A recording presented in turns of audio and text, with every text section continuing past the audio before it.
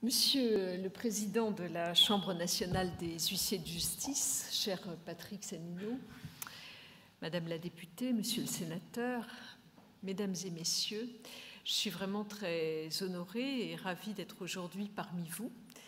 Je suis un peu désolée de rester peu de temps puisque j'étais juste auparavant avec les procureurs de la République et puis j'ai ensuite une obligation qui s'attache à la révision constitutionnelle. Mais j'ai néanmoins tenu à venir aujourd'hui auprès de vous parce que c'est certes une tradition, mais c'est un honneur que de pouvoir m'exprimer devant votre profession qui est aujourd'hui réunie. Je vous ai écouté attentivement, Monsieur le Président, très attentivement. Je suis sensible à la force des convictions dont vous avez ici porté le témoignage, sensible aussi, je dois l'avouer, à l'élégance de vos propos et à la qualité de vos références. J'ai entendu François Villon, j'ai entendu Montaigne. Je suis très sensible, oui, à cela.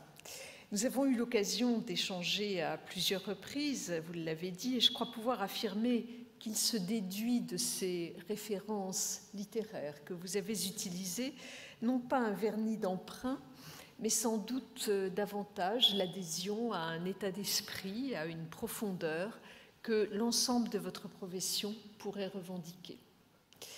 Alexandre Vialat ne disait-il pas que le plus grand service que nous rendent les grands auteurs, ce n'est pas de nous donner leur vérité, mais la nôtre. Mesdames et messieurs, chers maîtres, vous êtes auxiliaires de justice, mais également officiers publics et ministériels. Vous n'appartenez pas stricto sensu au service public de la justice, vous le constituez réellement.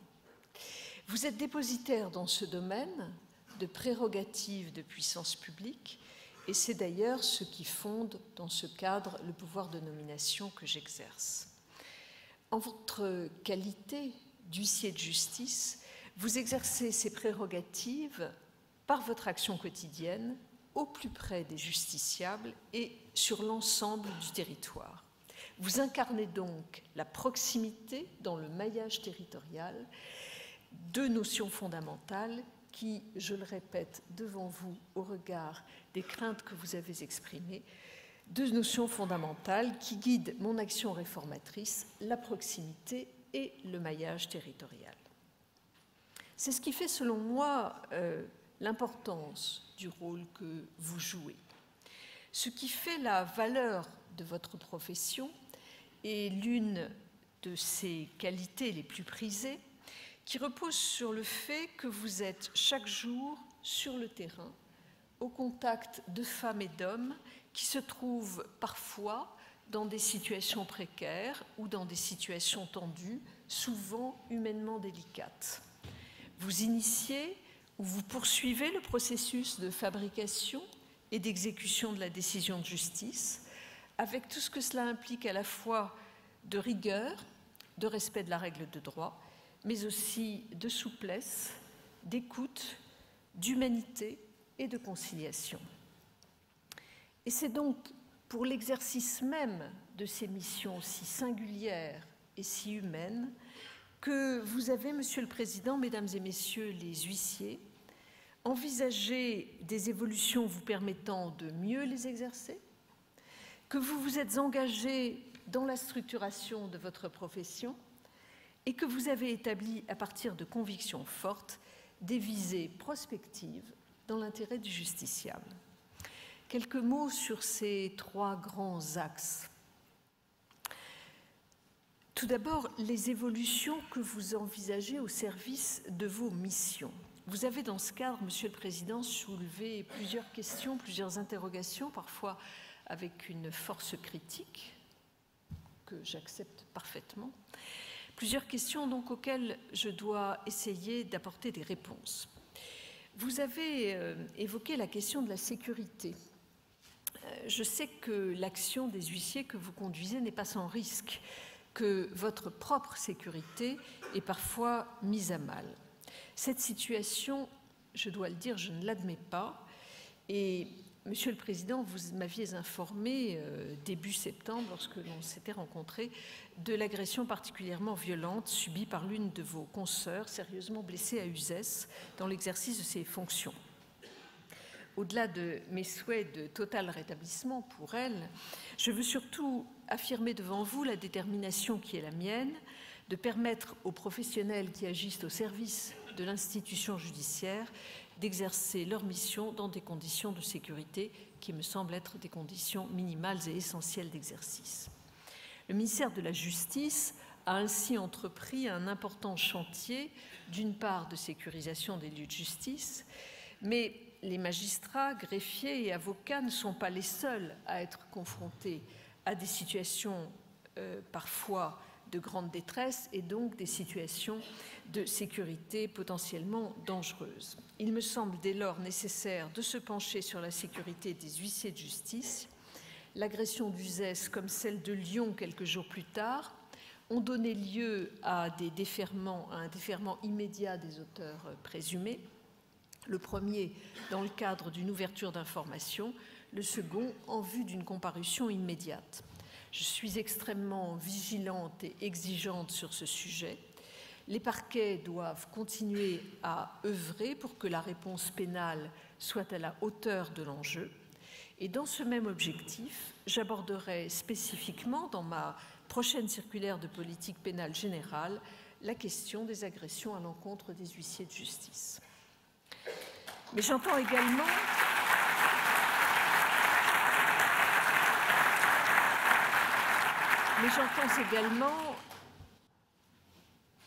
Monsieur le Président, votre appel en vue d'anticiper ce type d'agression afin de les éviter. Vous sollicitez l'assistance de la force publique et j'ai donc demandé à mes services de saisir ceux du ministère de l'Intérieur. Vous avez bien sûr rappelé dans votre discours la charge qui pèse actuellement sur les forces de l'ordre et je ne veux donc pas m'avancer sur des résultats que je n'obtiendrai pas, mais ce que je veux faire ici devant vous, c'est vous assurer que nos ministères travailleront de concert sur des questions essentielles qui sont liées à la sécurisation de votre action. Vous avez ensuite attiré mon attention, Monsieur le Président, sur les conditions dans lesquelles les huissiers exercent leur mission de service public de tenue des audiences pénales. Une revalorisation de la tarification de votre activité dans ce domaine avait été opérée en 2011. Vous le savez, même si le budget de la justice est en hausse, tous les budgets de l'État évoluent dans un cadre très contraint et ne permettent sans doute pas d'envisager une nouvelle revalorisation à brève échéance. Nous travaillons néanmoins de manière continue pour agir sur les différents leviers existants en matière de simplification et de délai de paiement. Cela a conduit en 2013, 2015 et 2016 à alléger et dématérialiser les modes de transmission des mémoires de frais afin d'en accélérer le paiement. La Chancellerie travaille également en vue de rationaliser l'intervention de l'huissier audiencier afin de la rendre moins chronophage. Une nouvelle convention cadre a été préparée par les services de mon ministère avec vos équipes et elle est prête. Je ne doute pas qu'elle nécessite encore un ultime travail de concertation avec vos équipes, mais je souhaite vraiment que l'on puisse avancer sur ce sujet. La mutualisation du ministère obligatoire et de l'activité des audiences au niveau du département a quant à elle été consacrée par le décret du 6 mai 2017. Un dernier point, parmi les éléments que vous avez soulevés au regard des missions que vous exercez, ce dernier point s'attache à l'accès des huissiers aux parties communes des immeubles en copropriété. Vous parlez à ce sujet, Monsieur le Président, et je vous cite à nouveau, d'un serpent de mer qui agite la profession depuis la publication de la loi de 2010. Je mesure l'importance que revêt ce sujet pour votre profession. Je partage avec vous l'objectif d'assurer de la manière la plus efficace possible l'accès des justiciables à la procédure judiciaire et la bonne exécution des décisions de justice. Il est ainsi essentiel que vous puissiez exercer au mieux votre mission de signification des actes de procédure et des jugements. Pour ce faire, il me paraît nécessaire que vous puissiez avoir accès aux parties communes des immeubles en copropriété. La loi du 22 décembre 2010, que vous rappeliez, que je rappelais à l'instant, relative à l'exécution des décisions de justice, aux conditions d'exercice de certaines professions réglementées et aux experts judiciaires, a introduit dans le Code de la construction et de l'habitation un article L111-6-6 vous ouvrant cette possibilité. J'ai donc souhaité être précisément informée de l'état d'avancement de ce dossier. J'ai ainsi appris qu'un projet de décret d'application de cette disposition avait été en son temps préparé par les services de la Chancellerie en concertation avec la Chambre nationale des huissiers de justice afin de déterminer précisément et concrètement les besoins de la profession et de les adapter à la multiplicité des modes de fermeture des immeubles collectifs. Toutefois, ce projet avait été rédigé avant l'entrée en vigueur de la loi pour l'accès au logement et un urbanisme rénové, la loi ALUR de 2014, et en particulier avant la mise en œuvre du registre national d'immatriculation des syndicats de copropriétaires. J'ai donc demandé à mes services de travailler à nouveau ce projet de décret pour l'articuler avec ce nouveau registre d'immatriculation des copropriétés afin de faciliter l'accomplissement de vos diligences. Vous pouvez être assuré que mes services poursuivent actuellement leurs réflexions dans le souci de favoriser l'exercice de votre office et d'aboutir à une solution satisfaisante pour vous dans des délais raisonnables. En un mot,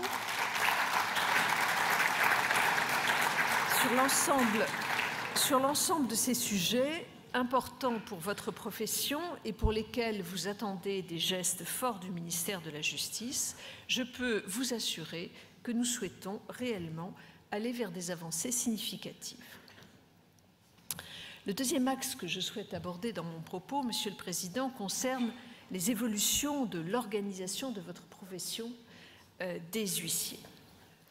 L'affirmation d'un principe de liberté d'installation, la fusion des professions d'huissier de justice et de commissaire-priseur judiciaire à laquelle vous avez fait allusion, la libéralisation des formes sociales d'exercice, l'interprofessionnalité d'exercice, voilà quelques évolutions fortes de votre profession que vous avez dû accepter, mais dont vous avez su tirer avantage dans un esprit de responsabilité. Je tiens ainsi à saluer l'esprit extrêmement constructif de compromis et de rapprochement qui anime les travaux d'élaboration des textes d'application de l'ordonnance relative au statut de commissaire de justice. Il est certain qu'avec la fusion des professions de commissaire-priseur judiciaire et d'huissier de justice, la stabilité normative que vous appelez de vos vœux n'est pas tout à fait pour demain. Mais je sais les efforts que ces évolutions majeures exigent de vous. Je dois dire que les choses se précisent très significativement, puisque le Conseil d'État a été saisi hier, je crois, du projet de décret relatif à la formation spécifique et aux mécanismes de dispense, permettant notamment aux professionnels en exercice de rejoindre la nouvelle profession de commissaire de justice. Ce projet, c'est, je crois, le fruit équilibré d'un travail collaboratif et en compromis, et en définitive, d'un travail consensuel entre mes services et vos deux professions qui ont en commun, outre leur statut d'officier public et ministériel, une forte capacité d'adaptation et une réelle volonté d'entreprendre. L'année qui vient verra également se concrétiser cette nouvelle profession sous l'angle de sa gouvernance, puisque vous aurez à élire d'ici la fin de l'année 2018, pour la première fois, et conjointement avec les commissaires-priseurs judiciaires, les membres de la Chambre nationale des commissaires de justice. La visibilité de cette nouvelle profession, s'améliorera également avec la publication prochaine des arrêtés portant sur la liberté d'installation des huissiers de justice. J'entends la peur, puisque c'est le mot que vous avez utilisé, et les incertitudes que vous évoquez. Je souhaiterais évidemment l'apaiser.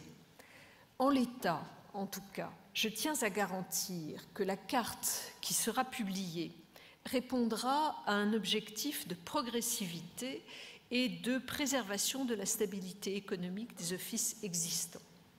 L'attente générée tient, c'est certain, à la longue concertation qui a suivi la publication des recommandations de l'autorité de la concurrence, en particulier à la suite des signalements de vos instances professionnelles, afin de prendre la juste mesure des impacts potentiels de ces recommandations. Cette concertation était, je le crois, nécessaire, et tout ce qui a pu être dit à cette occasion éclairera les diverses étapes de cette liberté d'installation. Permettez-moi à ce sujet de saluer l'initiative dont vous avez fait part tout à l'heure, l'initiative de votre Chambre tendant à appuyer les membres de la profession dans leur projet entrepreneurial et notamment l'accueil des nouveaux installés par un accompagnement en aval de leur nomination. Ces mesures, je crois, montrent la solidarité qui existe au sein de votre profession et elles contribueront indiscutablement à une mise en œuvre apaisée de cette réforme. La visibilité de votre profession s'attache également, bien entendu, au traitement des dossiers et au délai de traitement de ces dossiers qui portent sur vos offices, qui ont été déposés auprès de mes services. Permettez-moi de rappeler que ces délais sont actuellement, vous l'avez dit vous-même, en moyenne de 9 mois, alors que dans la procédure antérieure à la réforme opérée en 2016, compte tenu de ces différentes étapes, ces délais étaient au total de plus d'1 an. Mais je ne me satisfais pas de ces points de comparaison. Nous devons, à l'évidence, aller plus vite. Le ministère de la Justice a conscience des impacts économiques de ces délais toujours trop longs. Vous en connaissez les raisons.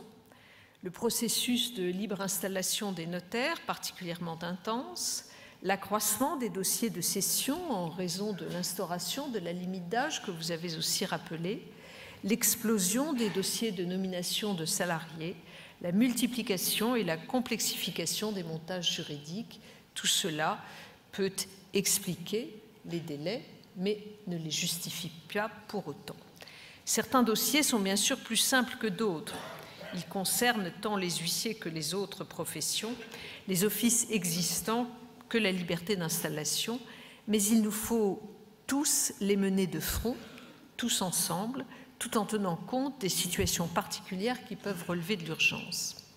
La mise en œuvre de la loi Croissance a donc évidemment considérablement accru la charge de travail des services de la chancellerie, mais ces services ont su néanmoins s'adapter et je puis vous assurer ici que les délais de traitement des dossiers en cours devraient s'améliorer dans les prochains mois.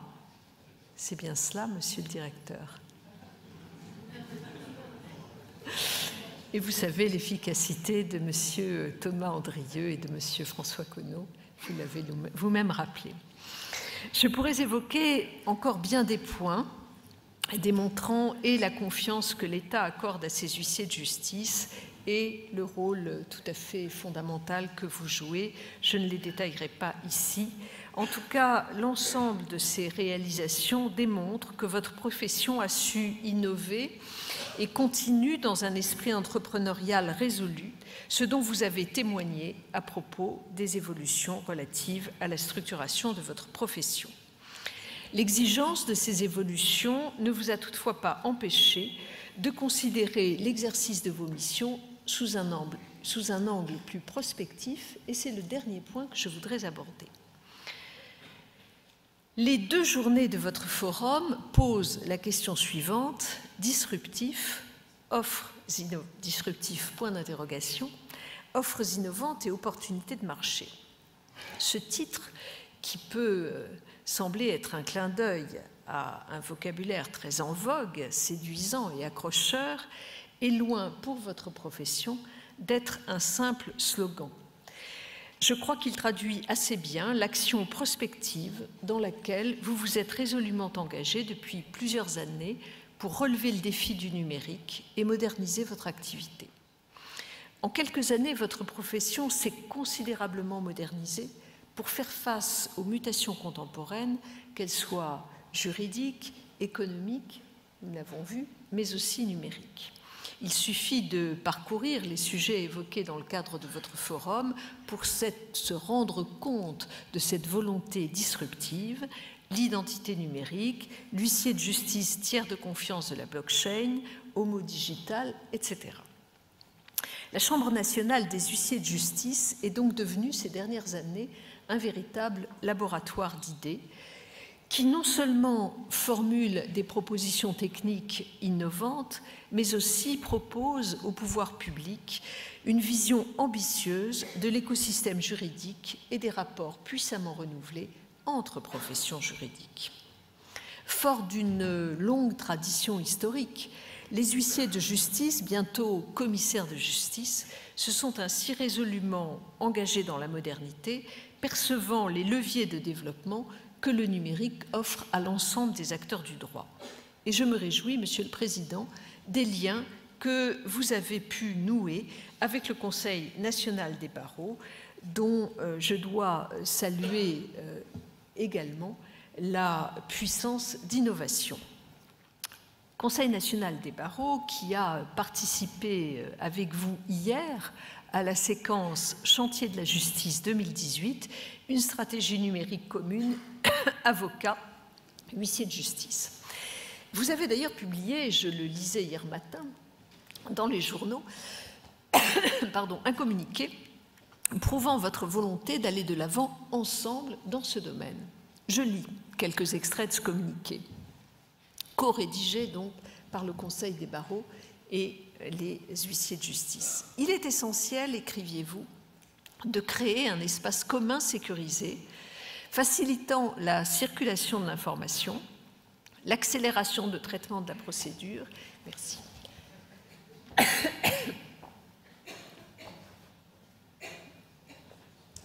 Je suis votre huissier.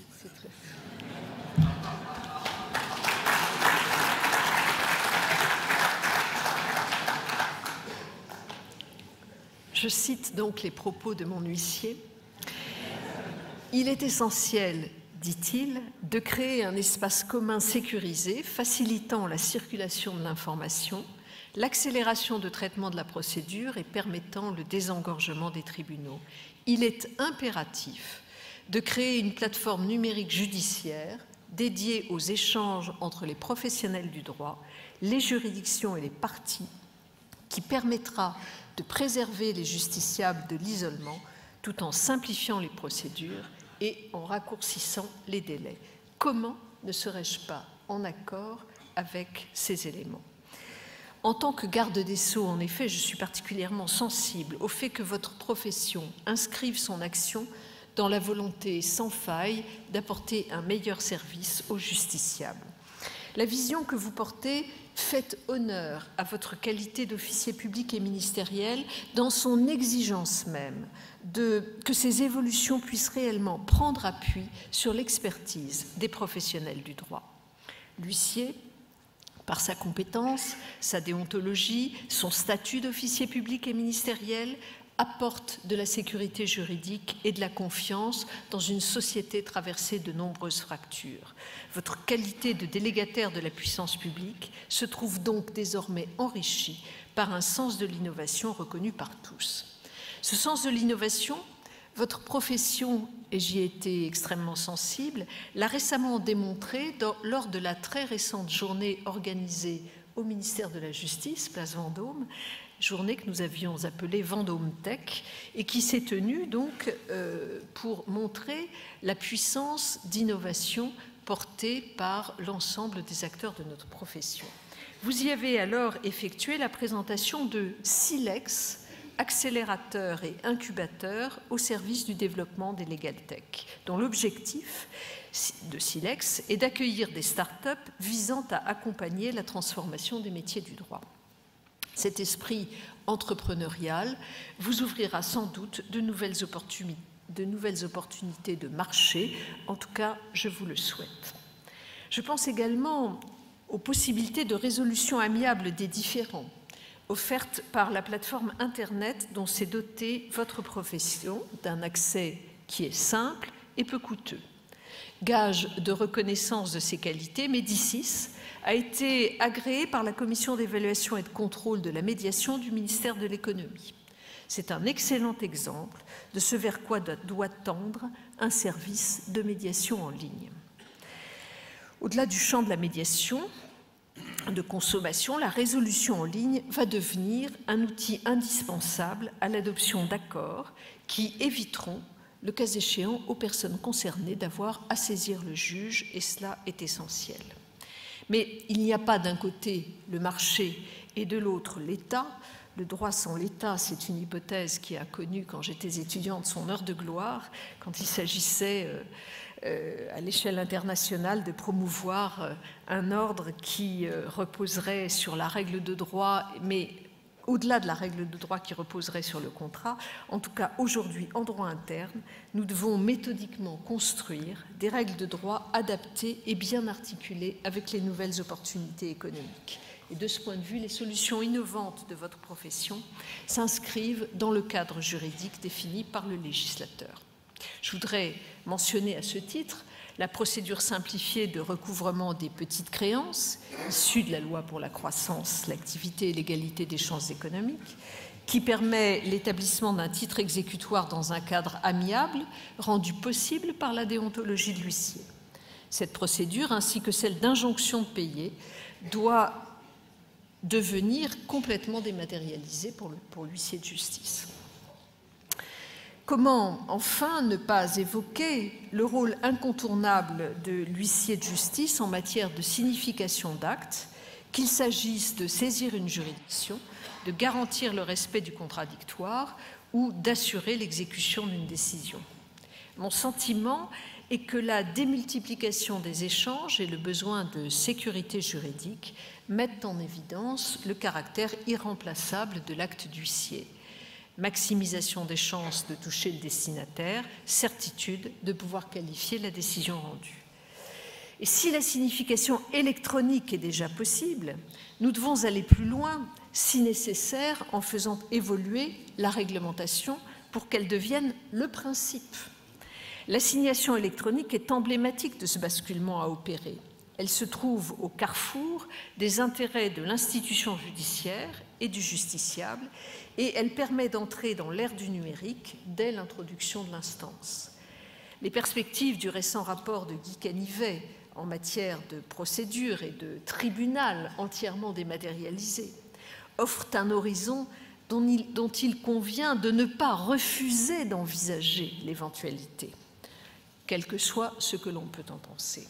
En toute hypothèse, cette évolution vers la numérisation de l'assignation est nécessaire pour gagner en sécurité juridique et faire gagner du temps à tous, avocats, huissiers de justice, greffiers et bien sûr magistrats.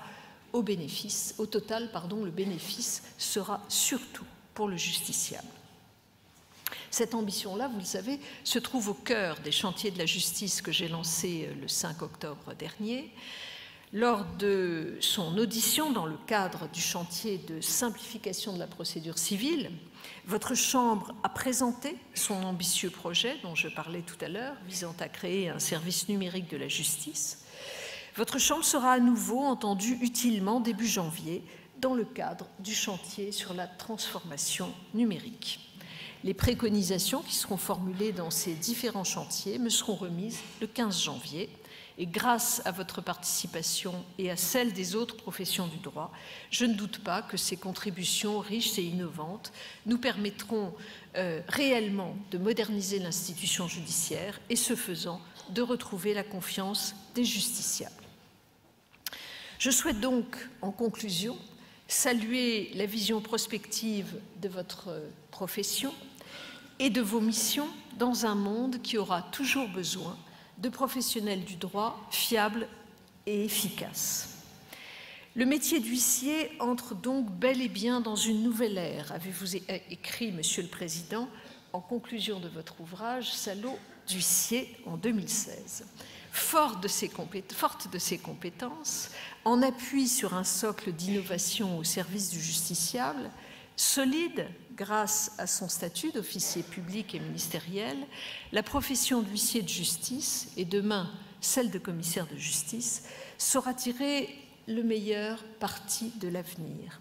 Je crois fortement à la réussite de ces deux professions du droit, huissier de justice, commissaire-priseur judiciaire, regroupés en une seule, grâce à de puissantes synergies et à des missions renouvelées dans le sens que vous avez évoqué. Ce paradoxe, ainsi, de deux professions en une, ne sera plus qu'apparent, puisque, si l'on en croit Platon, l'essence de la ressemblance, c'est la dissemblance. Mesdames et messieurs les huissiers, je vous souhaite pleine réussite dans l'exercice futur de votre profession.